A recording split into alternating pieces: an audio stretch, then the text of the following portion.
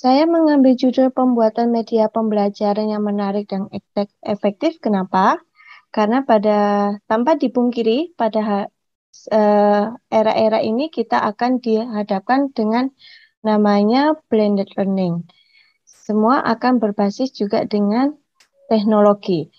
Kalau kita sebagai pengajar atau pendidik tidak bisa memanfaatkan media pembelajaran dengan efektif, maka anak-anak atau siswa kita nanti akan cepat merasa bosan dengan materi yang kita ajarkan.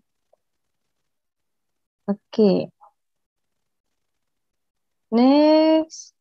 Pada pemaparan saya nanti akan ada media pembelajaran, terus apa sih efektif itu, dan juga mengapa kita juga harus membuat media pembelajaran yang efektif dan juga menarik. Dari gambar ini, kita bisa menyimpulkan atau kita bisa menarik apa namanya gambaran dari anak ini yang dia mencoret-coret sebuah kertas putih dengan pensil warna-warninya itu. Nah, dari sini kita bisa simpulkan bahwa anak ini membutuhkan sebuah media untuk mengapresiasikan gambarannya sehingga dia bisa uh,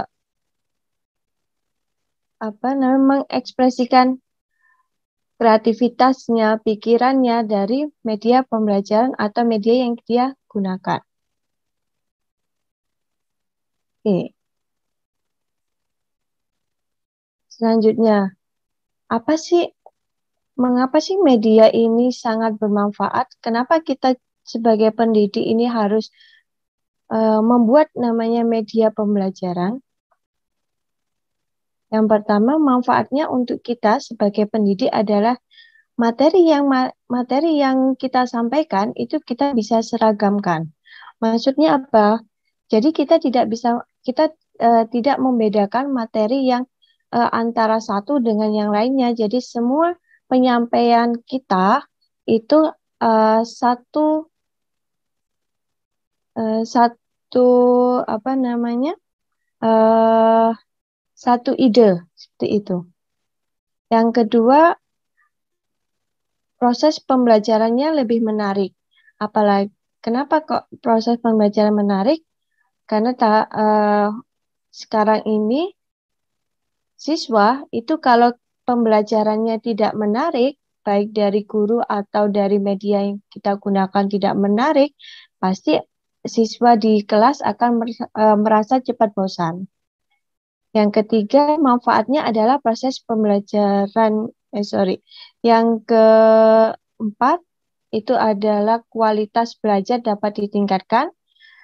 Yang kelima adalah proses pembelajaran dapat di mana saja dan kapan saja. Jadi dengan kita menggunakan media pembelajaran, kita tidak dibatasi oleh waktu, kita tidak dibatasi oleh tempat kita di mana kita belajar, dimanapun kita bisa belajar dengan memanfaatkan media pembelajaran.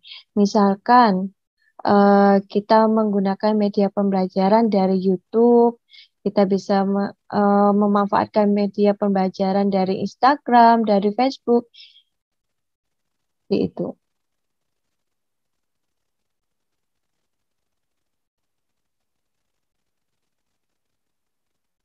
Sebentar ya.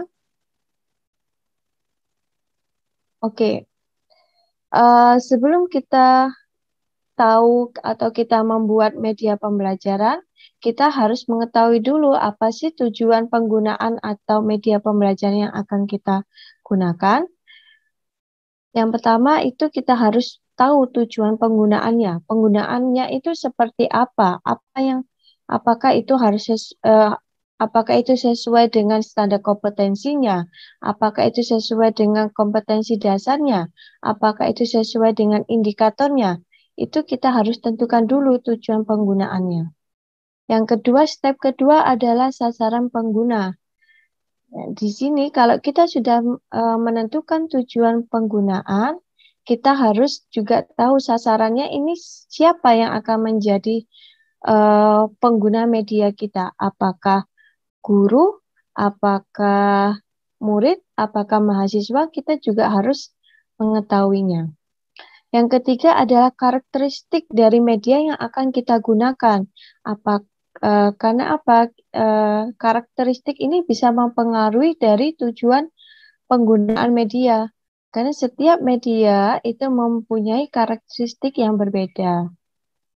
Yang ketiga, yang selanjutnya itu adalah kita juga harus memperhatikan biayanya berapa, waktu yang untuk penggunaan pembuatan medianya itu kita juga harus tahu, terus juga ketersediaan dari sarana prasarana tempat kita menggunakan media. Oke, di sini saya akan memberikan sebuah contoh bagaimana kita membuat media pembelajaran yang menarik dan efektif. Sini saya mengambil contohnya PowerPoint. Kenapa PowerPoint? Karena PowerPoint ini adalah media yang sangat familiar untuk kita. Kita biasanya presentasi kita menggunakan PowerPoint.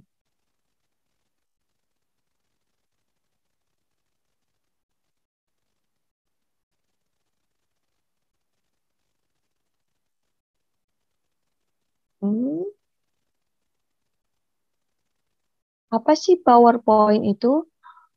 Kalau kita breakdown, PowerPoint itu adalah power itu ada kekuatan, point itu adalah ide-ide yang dari materi yang akan kita sampaikan. Makanya PowerPoint itu adalah kekuatan dari ide-ide atau materi yang akan kita sampaikan kepada muridnya. Jadi kalau membuat PowerPoint itu jangan copy paste dari makalah, tapi kita memberikan sebuah kekuatan atau poin-poin yang akan kita sampaikan.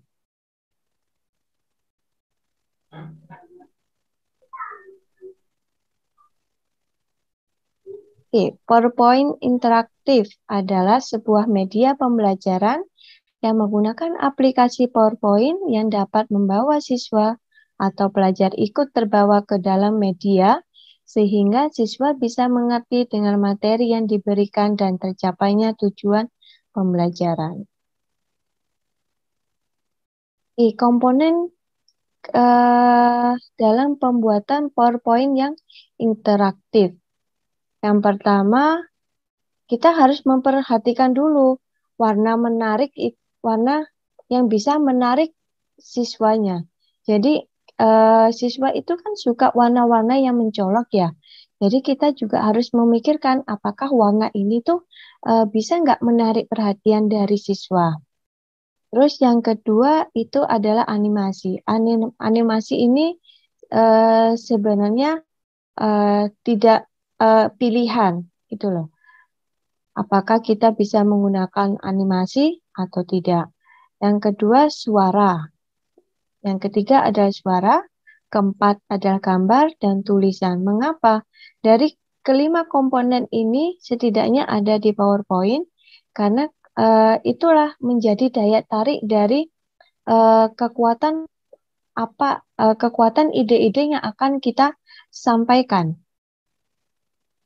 Makanya dari kelima ini setidaknya ada di PowerPoint yang akan kita buat.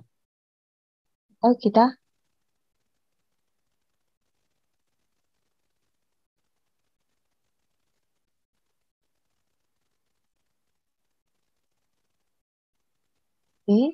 ya ini bagaimana cara membuat PowerPoint pembelajaran yang interaktif. Di sini saya memberikan contohnya. Oke, ini sebenarnya hanya itu aja sih, sekilas saja, di mana saya ingin memberikan sebuah sekilas supaya kita tuh bisa rileks saja. Di sini ada namanya Ayo Tebak Gambar, di mana ini ada orang yang sedang lari, dan ini ada madu. Adakah yang bisa menjawab apakah ini? Saya memberikan sebuah pertanyaan dari PowerPoint saya. Apakah ada yang Harimau. bisa? Apa? Harimau. Harimau. Harimau. Ya. Harimau, berarti Anda tertarik dengan PowerPoint yang saya bikin. Jadi Anda menyimak ya? Ya, nyimak, Bu. Insya Allah menyimak, Bu. Ini adalah, benar katanya Ibu Zainab tadi, ini adalah harimau. Kalau yang kedua?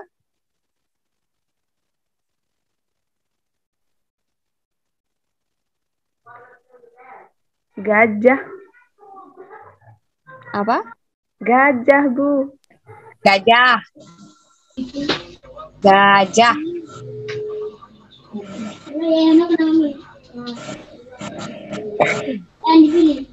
Nah, gunanya kalau kita membuat PowerPoint yang menarik. Karena dari sini saja, kalau kita membuat PowerPoint yang menarik, itu yang mendengarkan atau yang melihat presentasi kita itu tidak akan bosan. Apalagi untuk anak-anak. Kalau kita hanya memberikan sebuah tulisan kepada anak-anak, anak-anak akan cepat bosan. Nah, kalau ini aja, kalau kita memberikan sebuah komponen, dari 5 komponen itu ada warna, ada gambar, ada animasi, ada tulisan, ada suara, anak-anak pasti akan tertarik dengan apa yang kita sampaikan. Oke, ini ada hanya bagaimana membuat PowerPoint yang menarik. Ini kita ada bikin slide, new slide dengan beberapa tipe seperti ini. Kita sebenarnya bisa menggunakan media online kalau kita ingin membuat PowerPoint kita lebih menarik. Misalkan ada yang kenal nggak dengan Canva? Ya, Bu, Ya, ada. Bu, tahu. Dari Canva itu banyak pilihan yang bisa kita gunakan dalam membuat media pembelajaran yang menarik yang berbasis PowerPoint. Dari Canva di sini, saya bukakan dulu ya, sebentar. Oke. Semuanya kelihatan ya? Oke. Dari Canva ini, dengan kita menggunakan aplikasi Canva, belum kelihatan, Bu.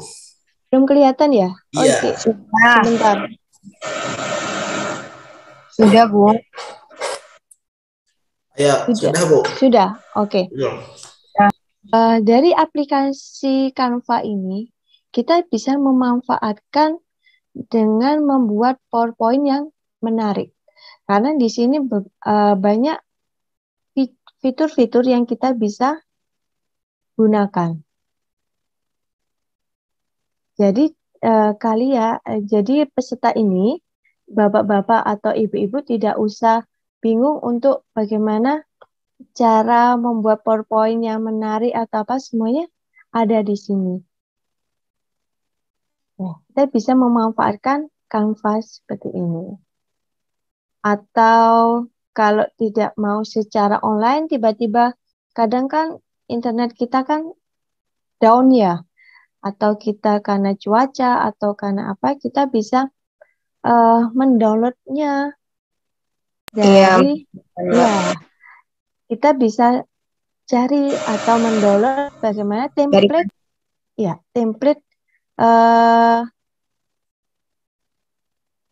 template untuk kita membuat PowerPoint.